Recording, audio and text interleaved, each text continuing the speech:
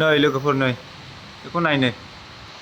खामब्लावबाय थादों अरानो नै बेबायदि गावदों बिनि मटरखौ ओइलाय मटरा गैलाथ' इना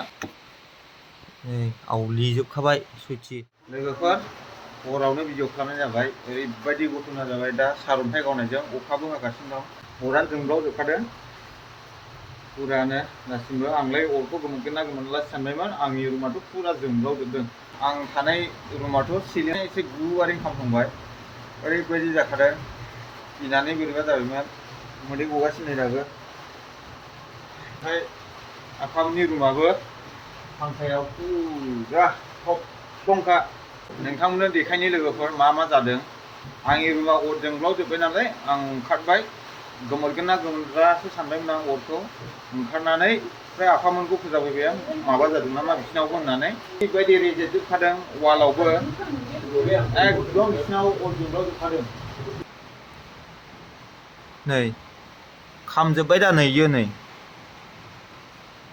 बेयाव रेजेददों दै बेयावबो नै ओमफ्राय फांखाखौ देखायनोसै आं माबायदि जाखो नै बेखौनो थफ्लं गावखादों ओमफ्राय नै इयाव रेजेट फैजोब्बाय दे ओरै गावहरदों आरोखि बोरै गावहरदों नैजों फैदों दा बिलाइ सिङाव रेजेटजोबदों बोरैबा आथा आथाल'खा माथो हनै थांनोसै वायर बायदिलाय से मानि इयो फांखानिसो दां रेगुलेटर हा माथो इलाय वायर गोनांलाय नङा वायर गोनांखानि माथो वायर गोनांलाय जाखो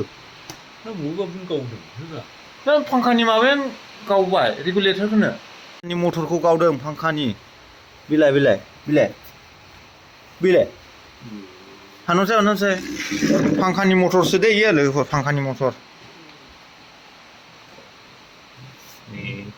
इलाय गैलै इलाय आवलिजोब्बाय फांखानि मटर नंगौमोन दा इयो फांखानि बेलाय फांखानि मटरा बेलाय बे सिंनि इयो फांखानि मटर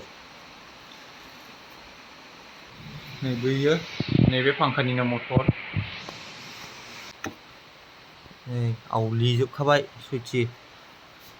जिबायदि जादों हा औ बैयो इयाव नांहैनानै इयाव जलदब फैबाय खोमा ओरै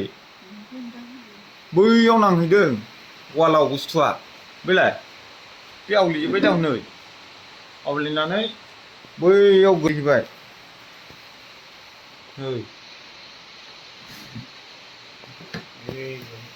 नै बेबायदि गावदों बिनि मटरखौ ओइलाय मटरा गैलाथ' इना बेयावनो गावखादों सयथि ओमफ्राय आंनि रुमाव देखायनि र' नोंथांमोननो गाबमा मोखां जाखादों आं जोंब्लावबाय थादों अरानो नै लोगोफोर नै बेखौ नाय नै खामब्लावबाय थादों अरानो बे खामफ्लांबाय दा नै गुदुं खामफ्लांबाय आंनावबो माबाफोर जाबावदों नामा नायगिरबावनि र'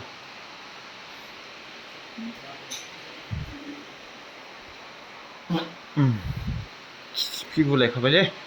आं बेयाव उन्दुगासिनोमोन जिबायदि जोंब्लावबाय थादों आयौ